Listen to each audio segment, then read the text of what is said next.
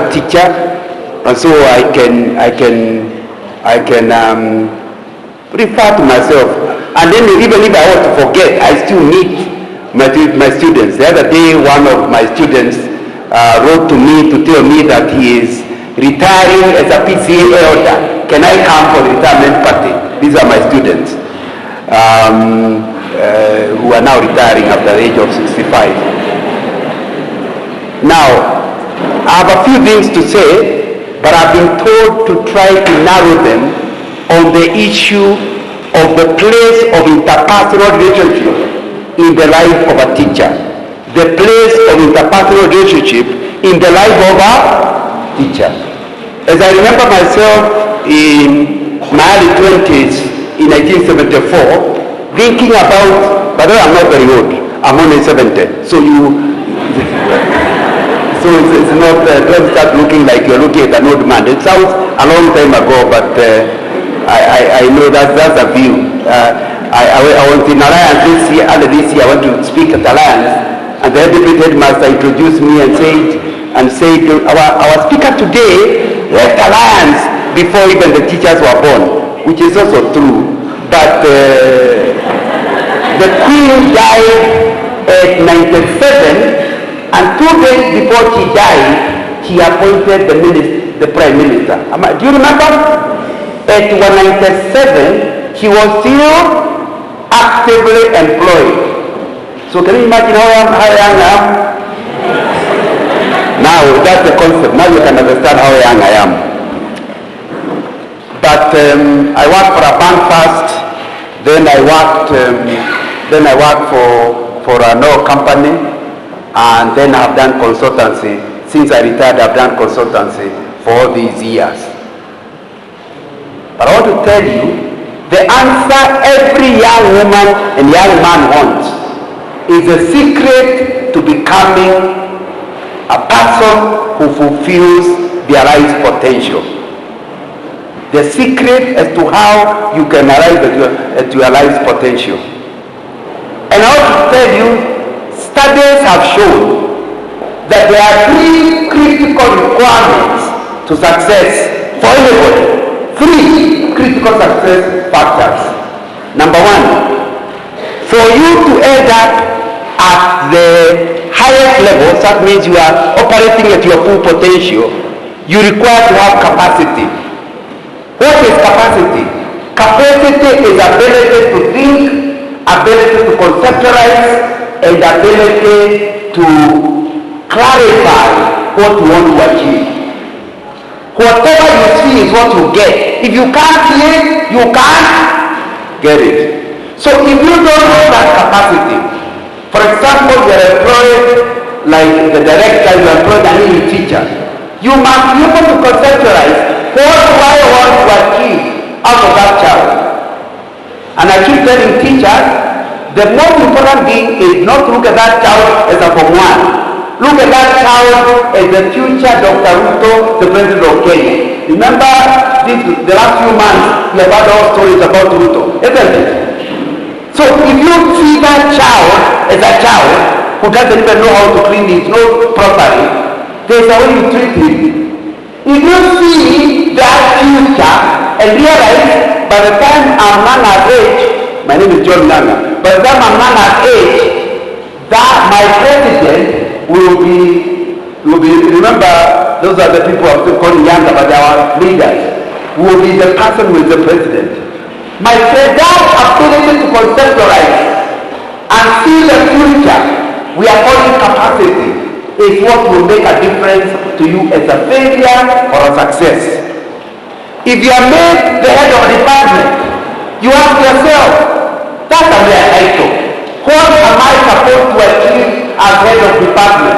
And I guess as head of department, your ability to help the teachers in your department to operate at the highest level so the students can become what God wants them to be is what you need to conceptualize. And unfortunately, many people do not have a very high capacity of conceptualization. And because of that lack of conceptualization, they operate like, in my vernacular, it keeps going around in circles. So when you see a teacher who is at the well, I don't know what the English word is. You know that the small thing that keeps going round. He will never go anywhere. And the reason he's not going anywhere is not because he is hard working. He may be very hard working, but has no ability to see the full idea about what he wants to achieve. Am I clear? And they tell us that you can tell where somebody will finally end simply at the time of the interview, assessing his capacity, assessing his ability. For example, one of the questions I like asking new employees was to ask them, just tell me, if you were made the Minister of Transport and the President trusted transport to use 100%, what difference would we see in the nation of Kenya? I know you are not. I know you might never be, but assume you will be. What kind of difference will we see? And you'll be very surprised. My interviewees, and I'm talking from experience, some will start talking about matatus. We are giving time to talk, and he just talking about how much we change about matatus. But somebody's capacity defining transport and the ability to move people and things from one point to the other. So that young man will start talking to you about flight and what you do about aviation. Then he start talking to you about road and what you do about road. Then he start talking to you about water and waterways and how they can be used. And that kind of stuff. Now, my friends, both of them have a degree, Bachelor of Science in Engineering. Both of them are equally qualified. But on the ability to conceptualize, one sees on the materials, because he came in one for the interview. The other one can see the totality of the whole thing, and there's no one in Mubaka, but he knows there are people who travel by sea. Are you seeing the difference? So I can tell you as a young man, if your conceptualization, capacity to be, capacity to analyze is limited, you are likely to go very far. And the trouble, what I find interesting about this capacity is not capacity to get a degree. You may have had first-class honors, but unfortunately, even in first-class honors, you got first-class honors by knowing how to repeat what the teacher said. Since the teacher now knows that you got what he said, so you can get first-class honors, but you don't have the capacity to concentrate. Can you see the difference? Because capacity is different to conceptualize means things are not been taught. You are actually just imagining. And there are people who don't have that ability to imagine. That's why when they see a small cow, all he can conceptualize is how to eat the mother or the daughter. Now, basically, he can't do anything else. Because the other thing is, I'm not communicating, but somebody's capacity, look at figure 8 and know that the children is on their drug. So you make up their money. Because they don't get in figure 8. They also see the drug either in figure 8. I got married 43 years ago. When Rebecca told me my hair used to be, I used to keep up to here, up to here. But now the hair is appearing. I've never been an airport. Now, you need to understand, if Rebecca did not have the ability to conceptualize. In other words, inside the upper hairstyle, she should also know there will be a possibility of an airport. I'm not communicating. So when you marry, you don't just marry the airport. You don't accept the airport. Because they are both coming at different times. Now that's what we are calling the ability to conceptual capacity. And so you need to work on the capacity if you really want to be a success. Number 2, they tell us, what makes a difference between two young men employed on the same day as to who will go high and who will be limited? You never get a promotion, you're the teacher. What makes a difference is not just capacity. After capacity, you need drive. What is drive? Self-motivation. Internal motivation. That means there's something, while you're seeing the conceptualized thing, something tells you, I can make it. I can make it. but nobody in my family has ever called you that. And because I'm born in that family, I also cannot make it. The moment you see yourself failing, you have predicted properly that you are going to fail. And that is different. There is a difference between capacity and another difference with interpersonal drive or self-drive. And I can tell you something. People with drive go places. Even if their capacity was not very high. Because for some reason, they never take no for an answer. They see a problem and they ask themselves, I can see the barrier. But this barrier, I can jump over it. If they try, they assess it, I can't do that. Maybe I can go around it, or I can go under it, or I can go through the barrier. They never take the barrier as stopping them going where they want to go. And unfortunately, not all of us have that. Many of us, as you know, the other day I was referring to a board meeting. I don't start guessing which one. I mean, but in my last number of years, I've been in many boards. And here is a board where one of the directors suggests to the CEO, and a CEO with an MBA suggests, can we identify that particular client? Why can't we go to that client and try to recruit him as our customer? And the CEO says, I'll try. Now, when the CEO drives to the place, the watchman at the gate says he does not allow people to go to the CEO unless they have had appointment. So he is not allowed to go in. And he says, what can I do? He waits until the next board meeting. So he has said that there is a matter arising on whether you are able to get the client. And he is ready to give an answer. I tried to go there, and the gate man never allowed me to go through. The board was mad. Can you imagine an MBA CEO of an organization unable to go to see the CEO because the man at the gate stopped him? There are people who are waiting for a barrier in order to have a good excuse not to go. There are others who see the barrier, and I repeat myself, they always see the barrier as not barring them, but barring others. For me, I can go under, I can go over, I can go round, or I can go through. But I must go. So he was asked, when I see you, when you are not allowed to do, did you try to leave? You see the guy at the gate is not always using the telephone. Am I right? Okay. If you tried that and that was not possible, Director so-and-so is the one who told you. Why did you go back to him to ask him to book an appointment for you? What did you do? Oh, I thought I'll come back and tell you I was unable.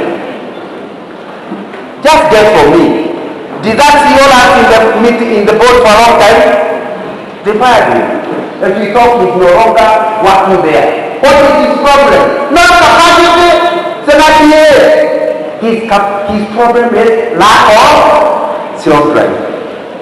People who lack self-drive are always looking for excuses. You know, you are in a class, and that class cannot do well. But last you say, wait a minute, people in this particular event, they always fail. Even mine are also going to fail. My friend, they say true, the failure rate in that particular circumstance is high, but why can't you be the first one to have the best students in learning from that country? I'm not going to tell you.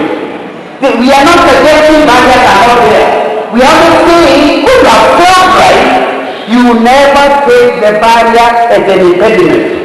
They just make you think harder. And I can tell you, you can always tell them. I used to, I worked for Shell for around 30 years. And I was very, because of course when we are recruiting people, you see their CVs. You see that guy is BSc engineering, first class honors. That one is a pass or a lower second. Then during the interview, both guys do well. So So you accept both, but you know this guy is far much better than this other one. On the basis of this. But the trouble is, certificates only help you to enter. They never help you to be promoted. Have you ever had that? Nobody will ever promote you for a certificate. They will accept you in for the certificate, but progress beyond that depends on performance. I hope I'm right to go for you in here. Am I right? And it's a pity. So I am seated here, assessing who to promote, and I realized although this guy had first class honors, and this one has passed, for the kind of work I'm talking about, this first class honors has all not right. I'll give it to the pass. So the guy who used to be good in the class becomes the host of the one who used to be number one in class. And because I know it, others don't, but I know it because I'm not who is good at it, I feel afflicted. But you see, to be honest, I cannot promote you because of the degree you got. I cannot promote you for your performance in the last 2-3 years. Without drive, my friend, you have condemned yourself never to get a promotion. And what did I tell you drive is? Drive is ability to face the barrier and not give up. Want to move. Again, each one of those subjects, capacity is a full subject we can talk about. Drive or self-drive, we need to talk about it. And it's a full subject. But my subject today is a bad item. It's called interpersonal skills. Ability to relate well with others. I told you, for you to be an achiever, number one, you must have capacity. Number two, you must have pride. But if you have capacity, others have pride. But the better thing is to have both. Are we together? But let me tell you, the one thing, even if you have full capacity and you have pride, one thing that will stop you going anywhere else is an ability to work with others. Lack of interpersonal skills. It's actually not difficult. It's impossible to ever get a promotion until you know how to relate with others. Because your capacity is going to make you very high performer. Any project you have, you are thinking high, you can go. Your drive will get into the barrier. But unfortunately, somebody said, remember me on your way up. Because you are likely to meet me on your way down. You need to understand that of necessity, and that's very important to understand, that if you don't know how to relate with people, you will soon be on your way down. And it's a very critical thing. So they say, for example, a lot of people who are bright, many people will be bright, and I know you know some of your workmates, if you have been working for 1 or 2 years. You know some of those. People in faith, they are the type of people who step on everybody. Am I right? They achieve their needs by raising up everybody else. But the people treat them with care because they know if they want their school to do well, they had better look after this young man. Because he has high capacity, he has high drive, but he is hurting everybody along the way. He thinks other people don't matter. And sometimes he even thinks the principle doesn't matter. He has no interpersonal skills. And they are saying, my friend, if you have no capacity, but you have interpersonal skills, you can use other people's capacity to achieve your personal purpose. Because your friendship with a high potential guy is such that you remove them and will have to help you on your way up. You don't have the capacity, but you have the ability of using people who have the capacity. I don't think you understand why interpersonal skills. When you hear people are going very far, including even our president, Dr. Ruto, it's the ability to come to men and start moving, speaking of you, Kimel words. Am I right? Now, that ability will give other people who have very high potential, very high capacity, very high price, but they don't know how to talk in the male-to-males. The votes just disappear. Am I communicating? And they wonder why the votes disappear. It's because they don't have interpersonal skills. And it's the same thing. You have a principal who has a degree in education, who has experience, but he will not all the time in a His problem is not strength. His problem is a capacity. His inability to motivate the staff to perform better. So the difference between principal A and principal B, headmaster A and headmaster B, the real problem is lack of interpersonal skills. A principal with interpersonal skills will be happy to be the classroom. Why? He doesn't behave as a principal. He behaves as a friend. So a moment, you can tell very quickly, within no time, the principal is called you by name. In fact, I just thought about it as I was driving here. I thought about joining Shell in 1979, and there was a CEO called Mr. Monyoki, who was the one with Africans. Those were the multinational company. The first Africans are the ones who are, because we got in 1963. So the one by 70s were the CEO and the first Africans. And I got Mr. Monyoki and said, he said, no, you John, I'm okay, sir. And he asked me, why was you sir? We are going. Now, remember, I'm a very junior person. This is a person whose office I have not to be. And he doesn't want to be called. Sir, do you know I developed a very bad culture because I learned it from Shell, where you call each other as colleagues. I used to be the business analyst, 1979. The CEO, those days there are not many computers, so it's me to draw graphs and trends. I'm busy preparing them, and the CEO comes, finds my first boss, the second boss, and lays down there and comes to us and says, John, I just want to tell you, not about meeting you next week.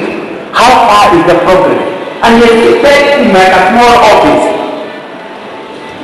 Then I said, I'm helping Mr. Monyoki. He said, I'm not Mr. Monyoki. My name is Nick. John, I am Nick.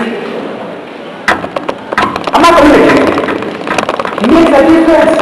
I have the freedom to share my challenges with him. I have the freedom to feel one with him. I have the freedom to feel like a part of the team. So you need to understand, a principal without the maximum skill will be the kind of a person who is questioned by others. When you arrive and you go to his office, who told you to come here? You are not the head of the department. You are nothing. What are you doing now in my office? From that day, you never got there. No. But he has just lost his source of success, rejecting it. Because if you are free with you are going to make suggestions that will help you. But he doesn't want to do your suggestions. Are you seeing me now? People with good interpersonal skills will relate with anybody, including a house girl. In the Bible, there is a guy called Naaman, who was another general, and he had leprosy. And all doctors in his country were able to treat him. But there was a slave who had been captured from Israel, a house girl. And he said, she told the lady of the house, you know, in Israel, there is a man who can heal leprosy. And in the process, Naaman accepted the idea from a house girl, went to Elijah, and by the time he went back to his country, was he healed? You know that, was he healed? Who got him help? A house girl. People with good interpersonal skills have the ability to talk to anybody and everybody because they know how to relate with people. In other words, the key word, which is I'll talk about in the rest of my narrative, and I'm measuring my time. I've already been talking for 24 minutes. I'll still hope to finish not before too long. The key word is make everybody your friend. Make everybody your friend. And when in your workplace, everyone becomes a friend, they will find it easier to give you suggestions, they will feel easier to give you one. Like if you're a young man who is always saying, he is using me. You know, a lot of young people don't want to be used. Because you don't want to be used, are you the one who needs to be used? But when a promotion comes, who will I choose? The one who needs to be used or the one who does not want to be used? And I'm not going to be biased. I have tested everyone. You have never tested. Can I take a risk of giving something I have not tested? So those people who are there, they are always rude. You want to be rude. If you are not rude, they will start missing you. they end up with a lot of problems. What is friendship? I've just told you the best method of working that can give you success in interpersonal skills is to make everybody your friend. The dictionary defines a friend as a person, not necessarily a relation. You can be a relative, but not necessarily a friend, whom one knows and likes well. The first thing for you to say somebody is your friend, you must know her like. Are we together? So we are talking about getting to know your principal and liking him. Getting to know your head of department and liking him. Getting to know your teacher mate in that department and liking them. The moment you like them, by the way, we are not liking. We are not talking about them liking. We are talking about you liking them. If you like someone and they don't like you, it's just a matter of time because before they also start liking you. Am I clear? And it's a very, very important thing to understand. So when we talk about a friend, we are talking about someone you know and like well. So know means you must make it your business to start the people. Don't just say, but who is he? You ask, oh, that guy came to the study. Who is he? Oh, he's a teacher of mathematics. Oh, okay. Find out what he knows about mathematics. Where does he come from? Does he go to church or a mosque? Where does he care? Is he the type that eats children or eats their mothers? Exactly what kind of a person? What kind of a person is he? Am I correct? Now, you will not be able to get a friend unless you know them. Now, so you must make yourself interested in people, wanting to, if you can remember their names, the better. But it's important that you know them. Good teachers know their students. Am I right? You go to the classroom and you want to remember every student, know something about them, know about what they do, look interested. One of the things I found very interesting, when I went to high school, in late 1960s, and when I went to high school, 90% of the teachers those days were white. Remember, we had just gotten independence, and Kenya Science and Kenyatta College had not developed a lot of teachers. So, in the 60s, 80-90% of everybody in high school teaching were Zungus. But I'll tell you something. Those who are Zungus were interested enough over the holidays, they were visiting the homes of students. Number two, I ate biscuits, which I never eaten in my village, in teachers' houses. The person who goes to the house, gives you tea and gives you some cookies you have never tasted in your life. That's the way they gain friendship. Am I correct? I don't know how much the biscuits cost them because they are making them at home. But that's the way you have friendship that develops. Now, so if you really want to be a good teacher, interpersonal skills means studying your students, getting to know them. That's how you get to know that this particular child, the parents have died. So sometimes you now know how to approach them. You don't make jokes about parents because you might hurt them, because you know them. I'm not going to get you. But a lot of people just think I'm a teacher. My job is to teach mathematics, to add, to subtract, to multiply, and to divide. Beyond that, I have no interest. Where you come from is none of my business. Once your target group becomes none of your business, even promotion also becomes none of your business. Because interpersonal skills is what will make your students motivated. You know the interesting thing is, if you hate a teacher, you can never do well in their subjects. Am I right? And I'm not talking about being a teacher. I'm talking about being a student. Am I right when you are a student? Yeah. If you don't like the teacher, you're not passing their subject. When you like a teacher, you never want to do badly in their homework. Am I right? Because you want it's a friend. And you don't want to have a friend. So, if your mathematics teacher is your friend, although your head is giving you trouble, you look for double time to ensure you do well in mathematics. So, you see, interpersonal skills will make you be seen as a high performer teacher, but really it's not your work. All you needed for your students to do well is regarding you as a friend. For them to be your friend, you must know them, show interest in them, and then like them. They also even talk about bullies and bad boys in the class. The way to sort out their problem is to make them your personal friends. He's the one who you clap all the time.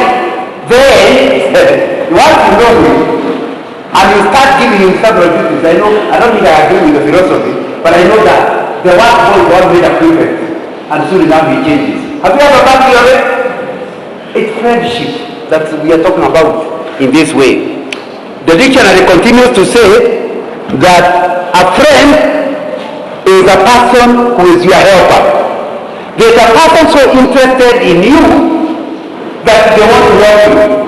If you want to be my friend, I must see you as my helper. You must ask, you see the principal having running around and say, sir, you're older than me. Can I go to the class and call the guy for you? Of course, the teacher, the principal might say yes or no. But the fact that you are sympathizing with his age, or he's a man of 50, but the fact that you are sympathizing with his age, because you are only 25, he's something that boy thinks not just of himself, he thinks of others. And that's the beginning of the friendship between you and the principal. The same thing with the students. You are interested. I know you came late yesterday. Instead of saying, what's wrong with you? How come you late come over? You just sit next to him and say, I know there must be a very good reason why you are late. I sympathize. I have been a student, I understand exactly what happened. Of course, as you show interest, it might turn out the guy just overslept. Then you tell him, oversleeping, I also overslept. I know the medicine for oversleeping. It is to sleep early and on time. That's where you're able to wake up early. Or alternatively, ask one of your neighboring dog, the neighboring chair, ask them not to leave the dog before calling. Now, because they know you as a teacher have no business in the dormitory. The fact you are interested in that to help that and discover about their problem, what do you think they regard you as? A helper, and we are learning from the dictionary, a helper is a friend. Are we together? That's what we are talking about. And then the dictionary says a friend is a sympathizer. Is a sympathizer. Who is a sympathizer? Somebody able to see your problem, understand it, and wish you well. You can't be my friend if you don't sympathize my problem. You know, I come from a poor family. Yeah, that's none of my business. The friendship is also none of your business. You need to sympathize with me, but sympathizing is not having the yeah feeling. It needs to go beyond sympathy to empathy. And the two words are very different. Sympathy is, oh, sorry for you. Empathy is, I put myself in your shoes and show understanding. Thus, a friend is a person who will be kind to you and he will compliment you rather than compete with you. You can also talk about a friend as an intimate associate. And that's why people have a problem being friends with the juniors. Because they say, how can I be an associate? I'm senior, you are junior. Do you know, by you as a principal befriending a new teacher, it will not stop you being a principal. TSC will not stop paying you a high salary because you are befriending an associate teacher. Or is that like it? Are you like it to say anything? And yet I have even in that introduction. Have you seen what you gave? So can you imagine if you started realizing that friendship has nothing absolutely to do with your position in society? You can befriend somebody senior and you are junior. You can befriend somebody junior and you are senior, or the other way around. And the important thing is be interested in one another. I have many friends. Some people these days now call it mentoring. And I insist that any white person who wants to perform well with their work must have a minimum of 3 friends. How many friends? 3. A minimum of 3 people whom you have deliberately looked for and allowed into your inner circle. 3. Number one, you need a friend who is better than you. Normally we call them mentors. But sometimes the impression is older. Older is not necessary. Because what you are looking for is you have a weakness in mathematics. So you look for another child who is better in mathematics. And because they are better in mathematics, they will help you. So although you are graduate, they are actually your mentor. Don't use the word mentor. The same thing, you are having troubles with the girls. They keep throwing you like a potato. You know what potato? You pick one, you are dropped. Another one, you are dropped. You have become an expert in being dropped. Now, all of a sudden, you can see another girl who seems to be okay with, he knows how to deal with the girls. Befriend him. Find out how hard he is not dropped. And yet he is not as smart as you. He is not as clever as you. Yet he seems to attract you. Find out. By befriending him, you might not drop the next one. Am I communicating? That's what we talk about friendship. You deliberately look for friends who are better than you. But there are three things that stop us having those types of friends. Number one, pride. You are so bright, you want to think you are the best, but you are good in another area, on this particular one. The solution to your problem is to accept you are not as good as you claim to be. Am I clear? But pride will stop you getting friends who are better than you. Many of us want friends we can step on. You know why? Now, I'm not telling you to be humble enough to look for friends who are better than you. And you must have a minimum of one. I normally don't recommend one only. Because the guy who is good in helping you on finances may not be good at keeping out friends. But also may not be good at teaching, may not be good at. So each one area, look for a person who can help you in that area, especially your area of weakness. And that means people in the strategy. Remember, we are in friendship requires knowledge. Are we together? As you are sitting in that circle, find out who is good in what, and then God wants for them to befriend you. Of course, remember they are senior to you. You just befriend them. You see somebody coming to see, carrying around the book, Madam, no help you. No, I'm okay. No, let me help you. You help them too good, and then you do nothing. Only they have communicated. Help means friendship. Next time I'm at me, I'm ready to talk to that young person. Am I communicating? Yeah. Next time the person is actually in a bad way. Instead of embarrassing them, you send a small message. By the way, that word is not pronounced like that. This is the way to pronounce it. That way you help them not to embarrass themselves. As they say, hey, that young man, that's a very what happened. That's the way to make friendship with the people that are senior to you. Am I communicating? And anybody without those kind of friends has three problems. Number one, if all your friends are junior to you, you condemn yourself to their level. Because you cannot be more. You are wonderful, you are wonderful. But you are wonderful because you are congruent in foolishness. Now you need to understand. You need to understand that when your friendships are always below their level, you can never go there. You go to somebody better than you, and it will mesmerize you. Just to see how good they are. You know, you are newly married. You are quarreling with your wife. Fortunately, with the combat, not full stop. So you are still trying to improve. Or if you befriend another couple, you go there and you visit them.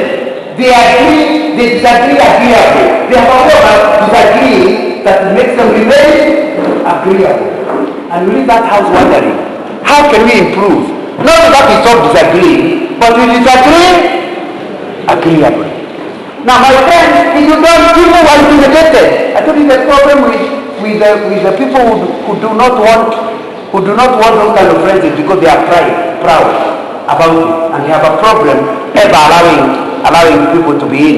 If you don't want to, pride causes you never to go that route. Thank you. You are going to end up with a problem.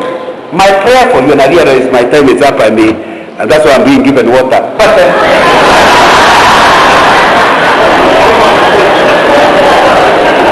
I'll have to find a way of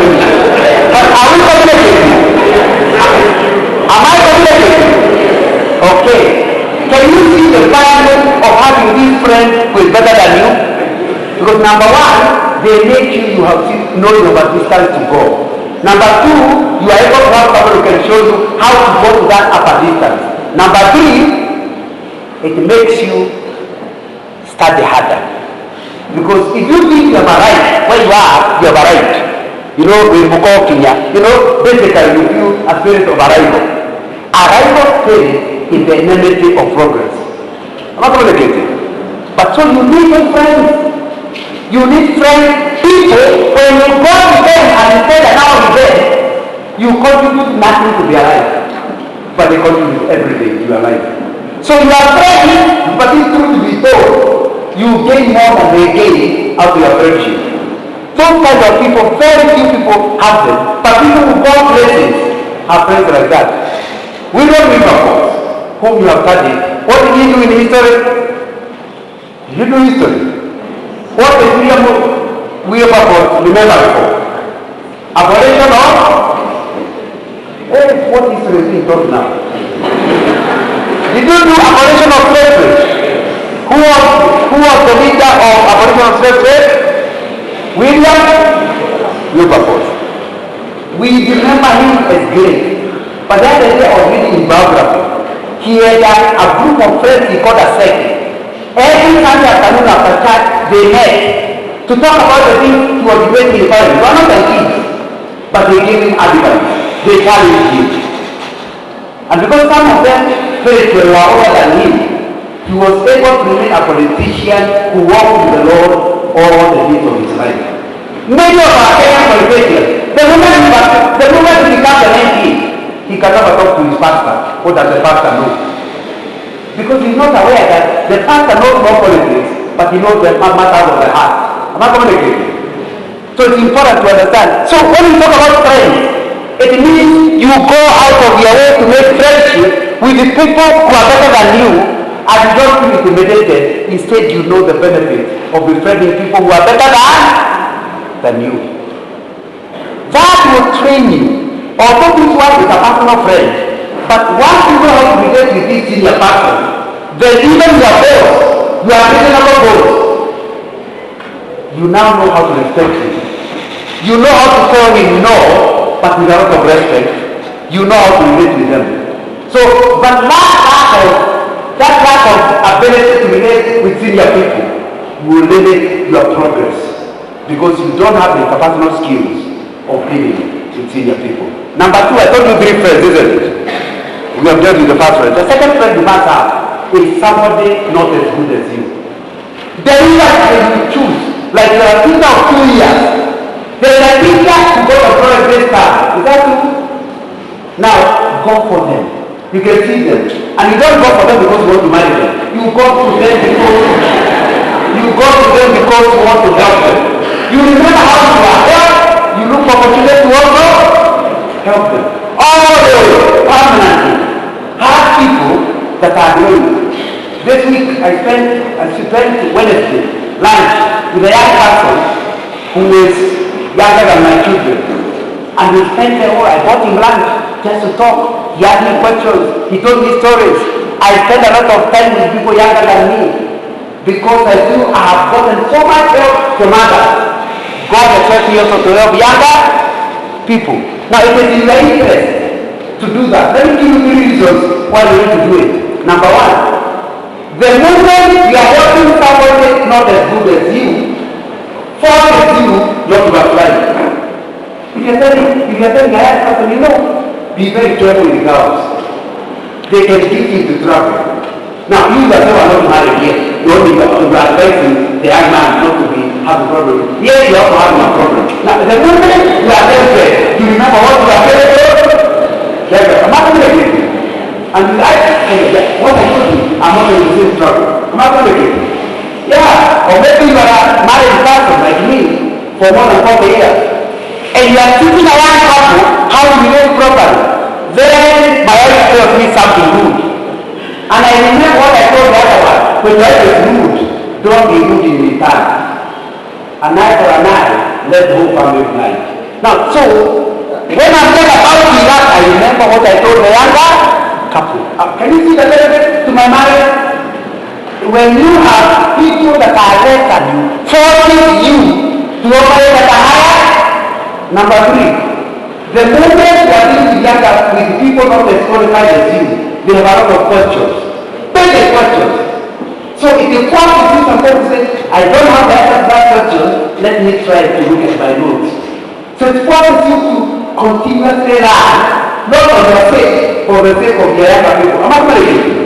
So people who have no younger friends, soon enough subscribe to the same of the younger people, the lower level. You need to look for people who are not, when you meet them, you don't benefit at all. You are just giving. You're not getting anything in return. There's a thing people say that should have nothing to do with people who are not good. Now, my friend, by having nothing to do with people who are not good, number 1, you condemn them to never improving. Number 2, which is important, if they create pride in you. And number 3, you yourself will not get help from others. It is important that you have friends who are not helping you, but you are helping them. No, you know what that means?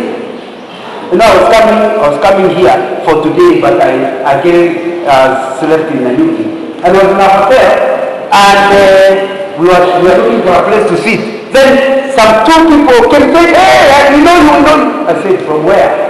So you came to speak in our campus. What are you doing? What happened in Nanyuki? And I've had that experience time and time again. The people I heard a long time ago come and tell you, I can remember what you told us in 1978 when you came to our school. I can still remember speaking here in Kajekini Boys in 1978. I was invited by the school. And I meet somebody says, I can remember. You know, if you want to enjoy your old age, invest in young people. Because by the time you are retired, you will still be working. I come to the hospital, I'm in pain. And the doctor is working on me and says, do you remember you came to speak to us in the medical school? So now I know, even if the needle will still go in, it will be put in with a lot of care. I'm not going to. When you invest in younger people, you prepare yourself for a good old age. Interpersonal skills is your subject. And it does not mean you relate only with the senior people. You also relate with the junior one. And I think I have given you enough reasons, for your own selfish reasons, that are beneficial to you by helping younger people. We now can go to number 3, isn't it? Number 3, look for a friend who is a colleague. He's just like you. If you are both married, this is the type of person when you go to their house, they were quarreling their wife. Just like you were quarreling you yesterday. Now, so basically you don't feel intimidated. Because they are just like you. When you hear that kind of a friend is arriving and you are quarreling your wife, you don't stop. Say, hey, coming, like I was saying. That's what you get to. You know the other friend might intimidate you. The other friend, you don't want to ask them. But the colleague, you know the understanding. Am I communicating? So you need friends who are just like you. And they are very important. I can give you 3 reasons why you need such friends. Number 1, because you are not embarrassed about them, you are more open to them. Therefore, they might point out mistakes in your life. You yourself are not aware. But because you are open, you are able to share that problem with them so they can help you. Number 2, because they are just like you, you have given them the right of interference. So they can actually correct you, even if they are not asking for their correction. And number 3, because they are just like you, you tend to listen to them more. Am I communicating? So you need the first time, you need the second time, but you still need the third time. Now, when you have become a person like that, all of those 3 friends are sharpening your interpersonal skills. And because they are sharpening your interpersonal skills, even at work, you end up being a person easy to work with. You end up being a person easy to learn. You end up being a person who is going places. Am I communicating? I've already been talking for 50 minutes according to my timer. So I have to find a way of finishing. But let me quickly say, and I'm quoting the Bible, I know some of you are Muslims, but the book of Proverbs 27 says, Proverbs 27 verse 6. Wound from a friend can be trusted, but then when they multiply excuses. In other words, you need a friend who will wound you. Revenge for wounding you. Now, do you have friends like that? Where you know even when they wound you for a good reason. Let me repeat what Solomon is saying. Wound from a friend can be trusted. Now I think whoever is moving the card can move it to the card where you can see Proverbs 27. Wounds from a friend can be trusted. So please generate that kind of a friend. Now let me tell you something very, very important. You have yourself of necessity to create a friendship. Don't wait for friends to befriend you. It's your responsibility to befriend them. It's in your interest that you actually befriend them. Proverbs 27:17 also says, as iron sharpens iron, so one man sharpens another. I'm giving you a reason why friendship, why you need friendship. I finish by just mentioning to you why interpersonal relationship and friendship is difficult. What makes friendship difficult to keep? Number one, it is voluntary. In other words, you cannot force your friendship with someone. It will be a lot of work. If you have to do a lot of work to get you to accept. A lot of us are too lazy to make friends. You talk to a friend, he's rude. I'll never talk to him again. Surely, that is rule number one. Why don't you wait until there is rule number 2 and number 3? By the first rudeness, if you continue, he will convert you to a friend. He will convert you to a friend. Some of us give up too quickly. Too quickly. Remember, what makes friendship difficult is because it's voluntary. Number 2, the power is tilted to the target of friendship. In other words, if I want you to become my friend, I can't force you. I have decided I want to be your friend, but I can't force you. So what do? Power is with you, not with me. So I have to find a way of befriending you, begging you. I have to, because the power is with you. But a lot of us, again, you see that one, are so proud, they are not willing to spend time being humble, to be friends. That's something you have to work on. Now that you know the time. Number 3, friendship is not automatic. It doesn't happen automatically. For example, your wife is your wife. You can prove it with a marriage certificate. Am I right? But many wives are not friends. They used to be friends, but they are no longer friends. And it's important to understand because friendship is not automatic. The fact that you want a job for the young person like me, if I need to take her out to buy a magazine, I must find out now in old age, what does she like? And to take her out, the way I need to take her out. Because friendship is not automatic and it's not permanent. So the two words are using. It means that you must continue being friendly over time. Never giving up. It's not automatic. My wife is not necessarily my friend. Your wife is not necessarily your friend. Then you can prove it to the marriage certificate. So, number 4, because it is not permanent, yesterday's friend to become an enemy. Let me tell you, I've written a book called Friendship. If you like these are the books, just look for Friendship by John Nanga in Amazon, but you can also get it in the bookshop. I say in that book, an enemy is a former friend. In other words, nobody can be your enemy, and then they need to be friends. So when you don't have the ability to keep the friendship, people don't just stop being friends, they become enemies. That's why you see people are being killed by their spouses. Have you heard of that? Because people don't just stop, they become enemies. So you must ensure that people who are your old friends must continue to be friends. You are not that you are old friends are gold, or new ones are silver. So you must keep on getting new friends. And by getting new friends, don't start being friends with the old ones. It will be very important. It's very interesting how you have not seen somebody for many years.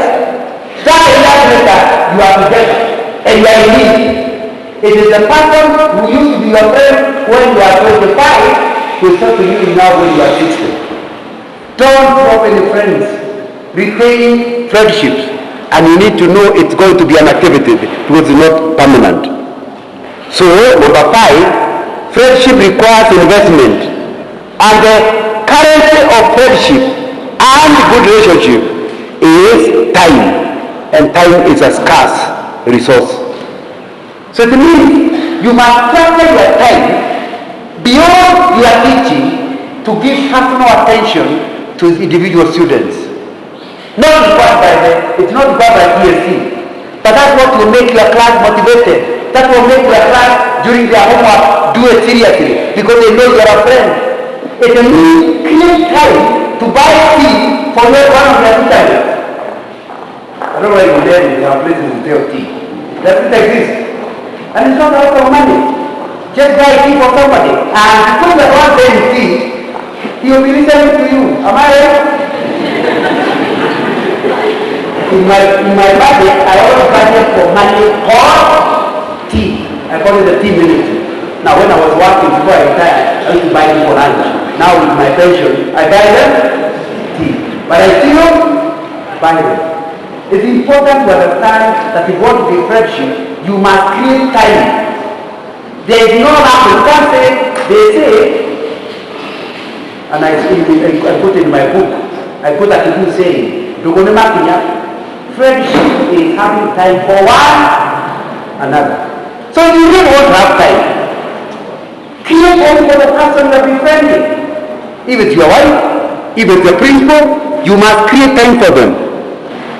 Remember, the reason why we are talking about this idea of interpersonal skills is because it's the solution for loneliness. People with friends never suffer the bout of loneliness. Number 2, it is the oil for productive teams. When you know how to friend people, you become a better team player. Your group does better. Your team does better. And finally, friendship is health. But you need to understand clearly, a lot of the problem you have is being called mental health. Am I right? Please refuse to listen to what we are talking about relationship. You will become the top in success on your way to Madara Hospital. Because you become lonely and you end up with a mental problem. The solution for mental problem is not medicine. It is creating the ability to be friends with one another. Thank you very much. My time is up. But my hope and prayer is that what you have said today will be something you implement in your life at a personal level, in your life as a professional, in your life in society. May God bless you.